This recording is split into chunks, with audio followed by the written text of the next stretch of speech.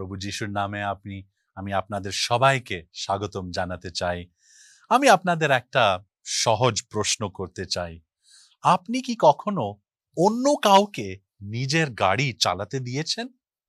হয়তো কোনোদিন আপনি অন্য কাউকে গাড়ি চালাতে দিয়েছেন, তখন আপনাকে চালকের সিট থেকে উঠে পাশের সিটে বসতে হয়েছিল। কিন্তু একটা জিনিস কখনো হয় না, আপনি পাশের সিটে বসে স্টিয়ারিং ধরে রাখতে আপনি পারবেন না। ভাবেন তো, পাশের সিটে বসা যদি আপনি আবার স্টিয়ারিংটা ধরে টানাটানি করতে চান, তাহলে কি হবে? দুর্ঘটনা ছাড়া আর কিছু হবে না। হয় আপনি ড্রাইভ করবেন, না হয় অন্য কেউ ড্রাইভ করবে। দুজন মিলে একসাথে স্টিয়ারিং ধরে গেলে দুর্ঘটনা নিশ্চিত। বন্ধুরা, অনেক খ্রিস্টানের জীবনেও ঠিক এমন। আমরা বলি, যিশু, আপনি আমার জীবনের প্রভু, কিন্তু স্টিয়ারিং হুইলটা সেটা এখনো আমাদের হাতে। আজকের প্রশ্ন হলো, কে আপনার জীবনের স্টিয়ারিং হুইল ধরে আছে? আপনি না যিশু? আজ আমরা দেখব যে ঈশ্বর আমাদের কাছে শুধু কিছু ভালো কাজ চান না, তিনি শুধু আমাদের চোখের জল চান না, তিনি শুধু আমাদের মুখের প্রার্থনা চান না, তিনি চান আমাদের ইচ্ছা শক্তি। সহজ কথায় বললে, তিনি চান আমাদের জীবনের স্টিয়ারিংটা তার হাতে তুলে দিতে। এই বিষয় নিয়ে আমরা আজকে আলোচনা করব। চলুন আমরা বাইবেলে পড়ি। লেখা আছে, তোমরা আমাকে খুঁজে বেড়াবে এবং যখন তোমরা অন্তর দিয়ে আমাকে অন্বেষণ করবে, তখনই আমাকে খুঁজে পাবে। এই আয়াতটা খুব মনোযোগ দেখুন। ঈশ্বর বলেননি কি যখন তোমরা আমাকে একটু একটু খুঁজবে, তিনি এটাও বলেননি কি যখন সময় পেলে আমাকে মনে করবে, তিনি বলেননি কি যখন সব কাজ শেষ হবে তখন আমার কাছে আসবে। না, তিনি বললেন সমস্ত হৃদয় দিয়ে। এটাই হলো ঈশ্বরের আদেশ। যিশু যখন সবচেয়ে বড় অহনার কথা বললেন, তিনি কি বললেন? যিশু বললেন, তোমার অন্তরে তোমার সমস্ত প্রাণ ও মন দিয়ে তুমি তোমার প্রভু ঈশ্বরকে ভালোবাসবে। লক্ষ্য করুন, যিশু বলেননি কি একটু হৃদয় দিয়ে, তিনি বললেন কি সমস্ত প্রাণ ও মন দিয়ে ভালোবাসবে। কারণ ঈশ্বরের সাথে সম্পর্ক আর্ধেক ভালোবাসায় গড়ে ওঠে না। তিনি শুধু আমাদের একদিনের উপাসনা চান না, তিনি শুধু আমাদের গান বা প্রার্থনা চান না, তিনি আমাদের হৃদয়ে চান। কিন্তু এখানেই আমাদের সমস্যা। আমরা অনেক সময় আমরা বলি, প্রভু আমার জীবন আপনার, কিন্তু যখন ক্যারিয়ারের কথা হয় স্টিয়ারিং হুইল আমরা ধরে রাখি, যখন টাকা পয়সার কথা হয় তখনও আমরা স্টিয়ারিং হুইল নিজের হাতে ধরে রাখি, যখন সম্পর্কের কথা আসে তখনও স্টিয়ারিং হুইল আমরা হাতে ধরে রাখি, যখন ক্ষমা করার প্রশ্ন তখনও আমরা স্টিয়ারিং হুইল নিজের হাতে ধরে রাখি। আমরা চাই যে যিশু আমাদের গাড়িতে থাকুন, কিন্তু ড্রাইভার হিসাবে না, প্যাসেঞ্জার হিসাবে। যেন প্রয়োজন হলে আমাদের পথ দেখাবেন, আশীর্বাদ করবেন, বিপদ থেকে রক্ষা করবেন, কিন্তু কোন পথে চলবো সেই সিদ্ধান্ত আমিই নেব। কিন্তু বন্ধুরা, যিশু কখনো প্যাসেঞ্জার হতে আসেননি, তিনি প্রভু। আর প্রভু মানে কি? তিনিও পথ দেখাবেন। তাই আজকের প্রথম প্রশ্ন হলো কি আমার জীবনের কোন জায়গাটা আমি এখনো যিশুর হাতে দিতে রাজি নয়? কোন জায়গাটা আমি এখনো স্টিয়ারিং হুইলটা জোরে ধরে রেখেছি? কারণ যতক্ষণ স্টিয়ারিং হুইল আমার হাতে, ততক্ষণ যিশু আমার জীবনকে তার ইচ্ছা মতন চালাতে পারবেন না। কিন্তু যখন আমি বলি, প্রভু আমি বুঝি না সামনে কি আছে, কিন্তু আমি বিশ্বাস করি আপনি আমার চেয়ে ভালো ড্রাইভার, তখন থেকেই শুরু হয় সত্যিকারের আত্মসমর্পণ। কিন্তু প্রশ্ন হলো, কেন কেন স্টিয়ারিং হুইল ছেড়ে দেওয়া এত কঠিন? কেন আমরা ঈশ্বরকে ভালোবাসি তবুও সম্পূর্ণভাবে নিজেদের তুলে দিতে পারি না? কারণ নিজের বিরুদ্ধে যে যুদ্ধ, সেটাই মানুষের জীবনের সবচেয়ে বড় যুদ্ধ। এটা নিয়ে একটু ভাবুন। কেন? কারণ আমাদের সবচেয়ে বড় সমস্যা বাইরে নয়, ভেতরে।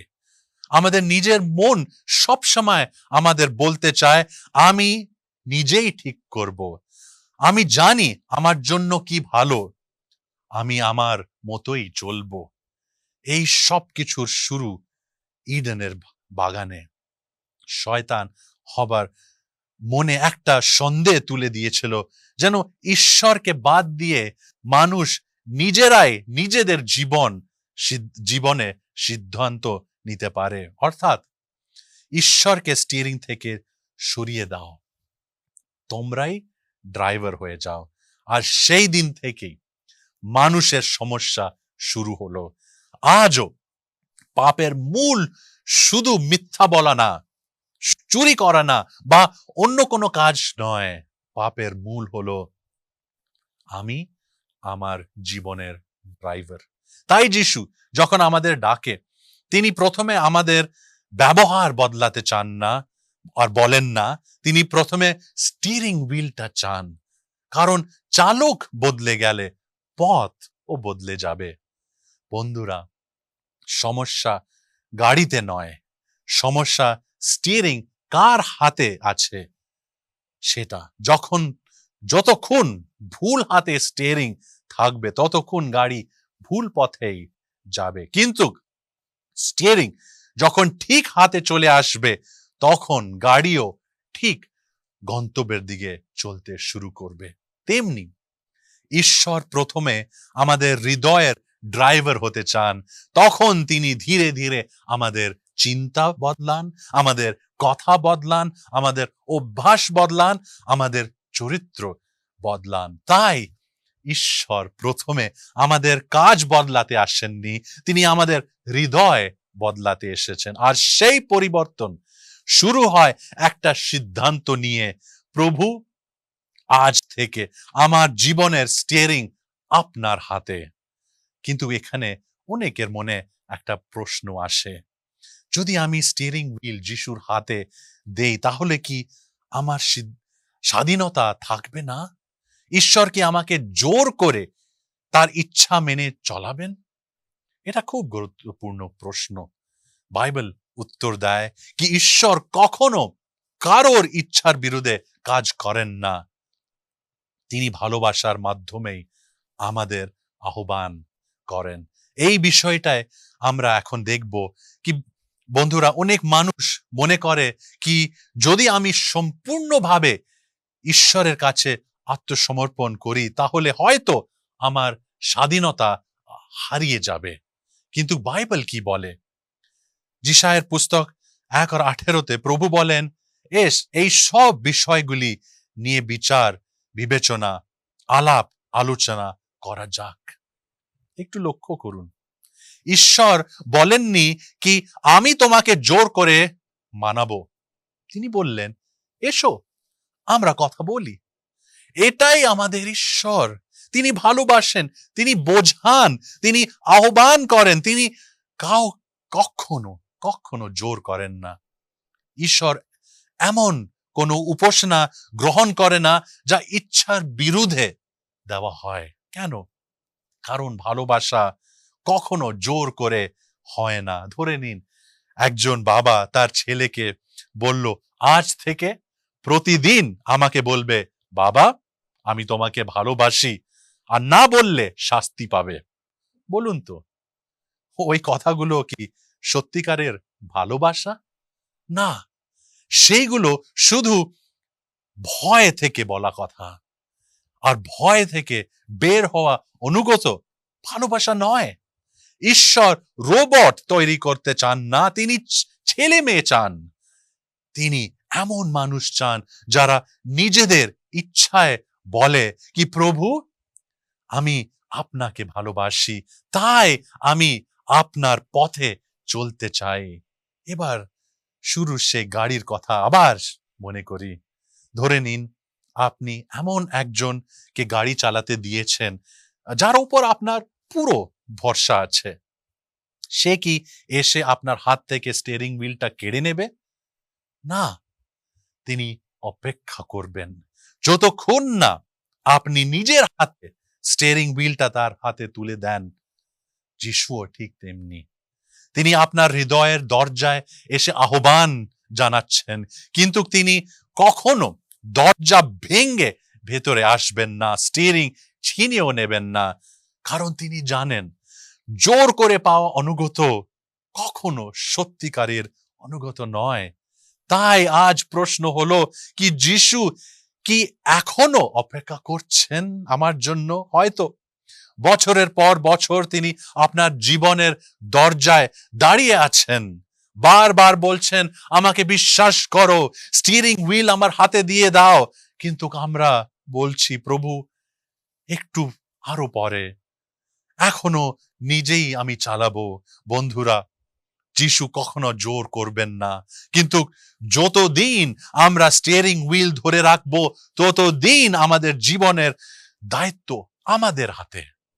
তাহলে প্রশ্ন হলো, যদি আমি আজ স্টিয়ারিং হুইল যিশুর হাতে তুলে দিই তাহলে কি হবে? কি পরিবর্তন আসবে? বাইবেল একটা অসাধারণ উত্তর দেয়, আপনি নিজেকে পরিবর্তন করবেন না, যিশু আপনাকে পরিবর্তন করবেন। এখন আমরা এই মেসেজের সবচেয়ে গুরুত্বপূর্ণ অংশে এসে গেছি। অনেক মানুষ বলে কি পাস্টর, আমি অনেক চেষ্টা করেছি, আমি পাপ ছাড়তে চেষ্টা করেছি, আমি অনেকবার প্রমিস করেছি, কিন্তু আবার আমি পড়ে গেছি। যদি আপনারও এমন মনে হয় কি, আমি আমি বলতে চাই কি আপনি নিজের হৃদয় বদলাতে পারবেন না, আপনি নিজের থেকে ঈশ্বরকে ভালোবাসতে পারবেন না, তাহলে কি আমাদের কোনো আশা নেই?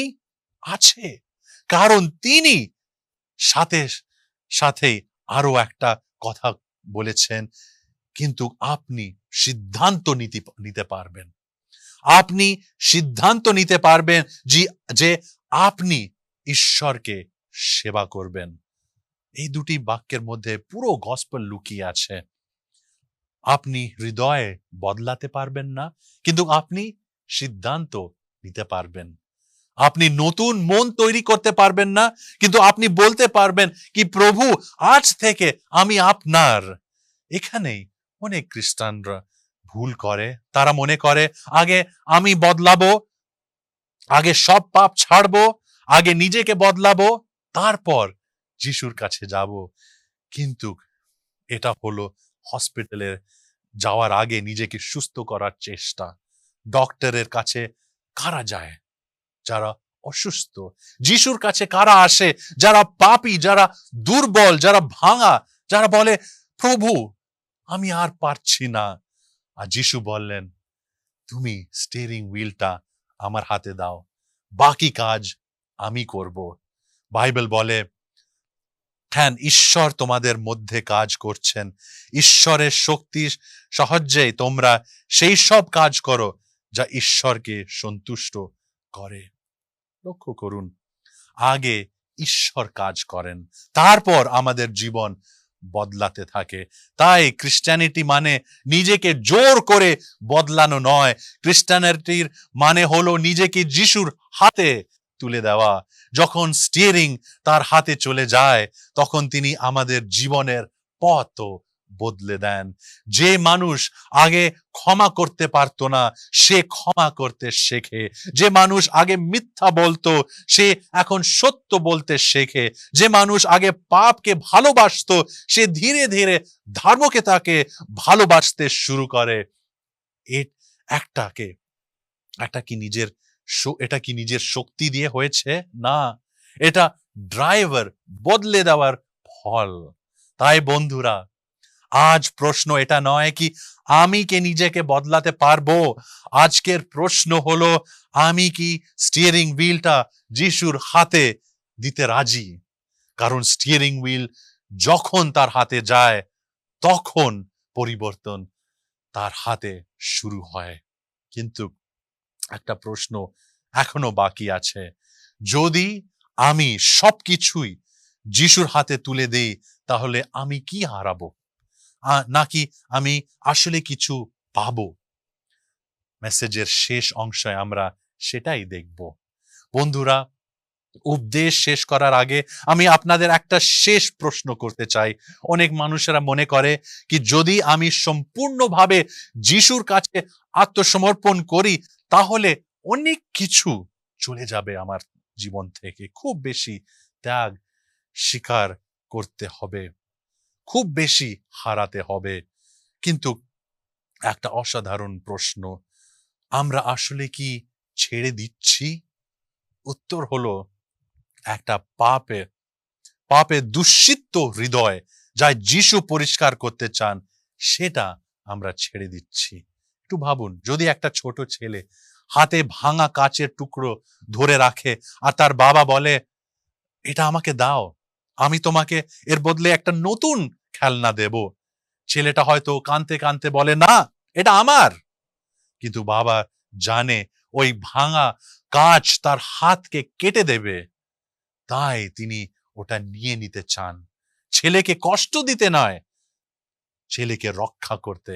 আমরাও অনেক সময় পাপকে এমন করে ধরে রাখি, আমরা ভাবি কি এটা ছেড়ে দিলে হয়তো আমি আনন্দ হারাবো, কিন্তু ঈশ্বর বলেন তুমি যা ধরে রেখেছো সেটা তোমাকে আঘাত দিচ্ছে।